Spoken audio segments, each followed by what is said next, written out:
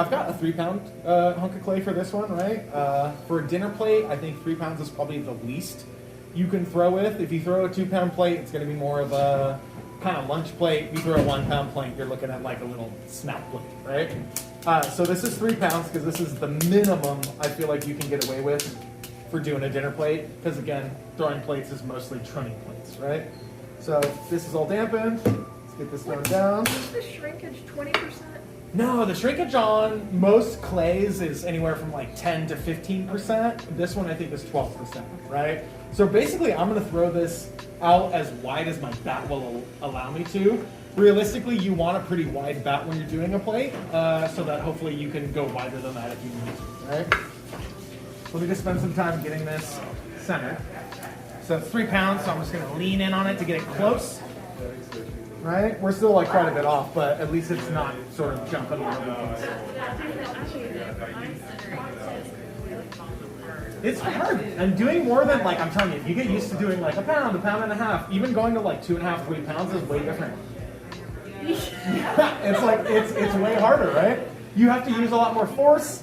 You have to really rely on your fundamentals, right? If you're doing a small piece of clay, you can kind of fudge it. You know what I mean? But if you're doing any like 3 pounds and up, you really have to like be wedged into your body. Both hands got to be working together. You have to have a lot of pressure. You're like leaning forward, or do you like? Oh man, can you describe the physical? Yeah. So like for something like this, right? My elbow locks into my body. This sort of like it's wedged into myself, and I'm sort of just leaning my whole body on it because then it's my body weight applying pressure and not me like squishing. Does that make sense? Yeah. So like these are locked in, and then I'm leaning in.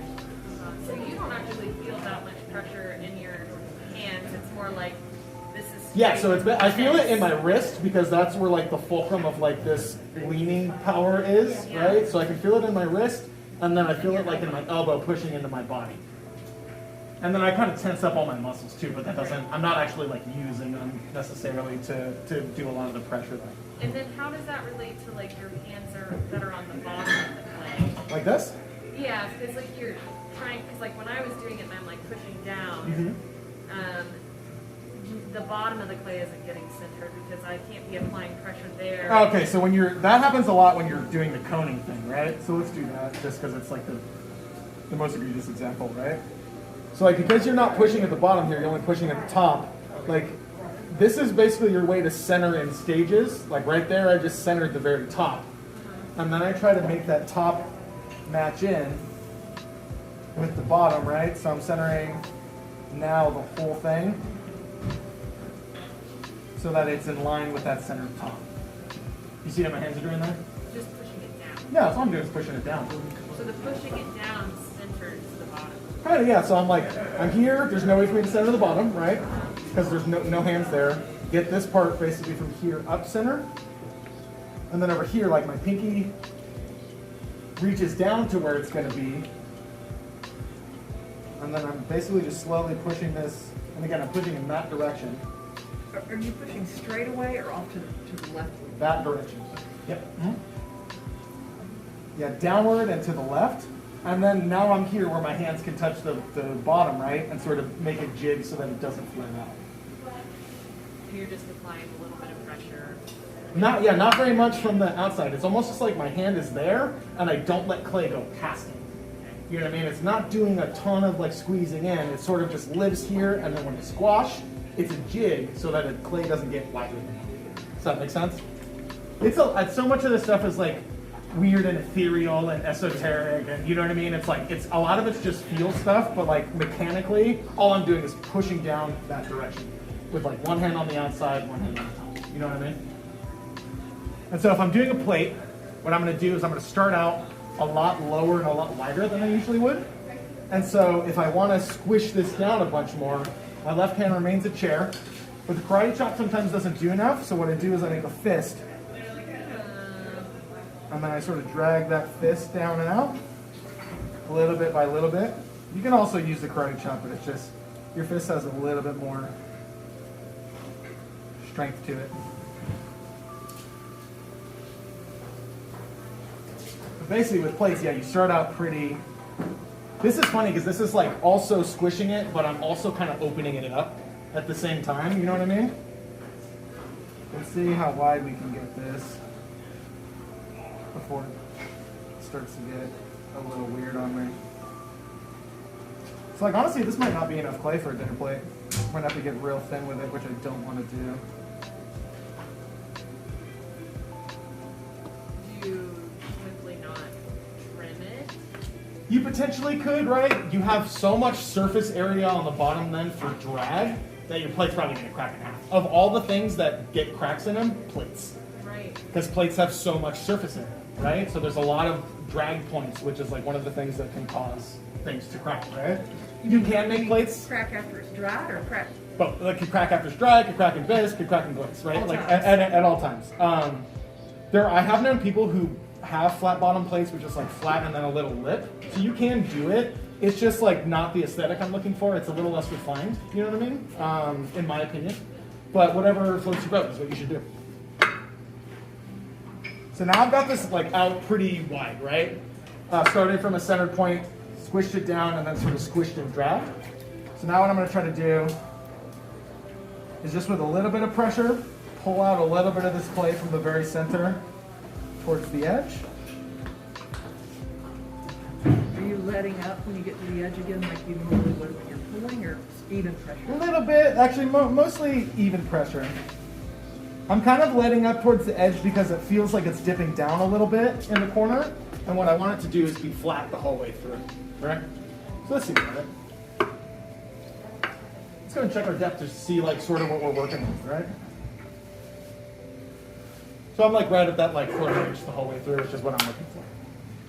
So now I'm gonna compress this back in to fill that hole in. And with plates, like compress, right? That's a huge point of it. So I'm gonna use a rib to really make sure I have like lots of compressive force on this part where it's flat. This also kind of helps ensure that we have like an actual flat surface too, you know what I mean? When I tried it, I had a hump in the middle. What's that? I had it when I tried to plate it. It's hard, yeah. It's hard to get this wide of a surface this flat, right? You could also do the thing too where it's like you got it here and then you put a spiral in it, or, you know what I mean? Like whatever aesthetically you like. I might put like a little one of those in. I like a little bit, but not a crazy amount, right? So then what I'm gonna do is almost like a diet version of the like bird hands thing to try to get this lip up. What I'm going to do is just come in here and just push sort of under the clay. What I'm trying to do is raise this wall a little bit so that I have enough clay to do a like mini pull. So almost like when we're doing a pull on something tall where you sort of like gouge underneath so that you have something to pull up. We're doing that same thing here, but you can actually see that wall sort of rise as we do it, right? So I'm going to get underneath it. I also want this to end before the holes in my bat because those have a tendency to mess me up. So again, like bigger bat would probably be better for this. Bigger, thicker bat. Why thicker? Thicker so that the bat pins can't actually, like, if you look up here, like this bat pin is actually sort of like peering up its proud, you know what I mean, of the actual thing, so it's going to mess me up a little bit. So there's something to be mindful of. But a thick bat, I wouldn't have to worry about that. So off in this corner here, I'm going to do a smidge of a pull. Now that we've got a little bit of clay here. I'm kind of pulling up and out just slightly. Gonna do one more. Press this lip a little bit. And then sort of check out what's going on the outside. Like a bowl, you want it to have sort of structure there underneath it. So I keep pulling and try to lay it down. There's going to be nothing underneath these sort of wings here, so it's going to want to slump on me. So that's why doing plates is mostly trimming, is I'm not going to try to get that much more out of here because I want there to be structure underneath it. Does that make sense? We've got this mostly down. To clean up the surface just a little bit, soften that little curve I did. Put a sponge on the lip because I want the lip to be nice and rounded and fat so that it doesn't actually break. Then I'm going to lay the rim down just a bit. And coming in here from the outside, putting this in the corner, pushing the actual rim down. And I don't want it to be too flat because things have a tendency sometimes to like drop and droop a little bit in the kiln. So right there, I'm still kind of vertical, you know what I mean? But once I trim it away, I think it'll look more horizontal. And also it's not so far out that it's gonna droop, and it's not so far out that in the kiln, it's gonna get loosey-goosey and then fall down. Might get like a smidge more. You can also do this by putting a finger on the outside and a rib on the inside. And laying this down to the corner. Probably there's as wide as I'm willing to go. That seems good. Looking good. And then I'll just spend some time sort of cleaning up these edges.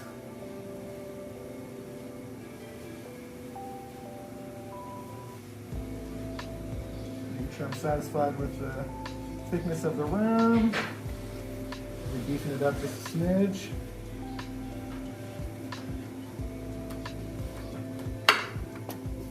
Take a peek at it. I'm not going to fuss too much over like little goobers and stuff like that because again, I'm going to trim and I'm going to address this sort of later on. So 3 pounds, this will probably shrink down to be like lunch plate size, right? So if you're doing a dinner plate, actually 5 pounds will probably do you more solid.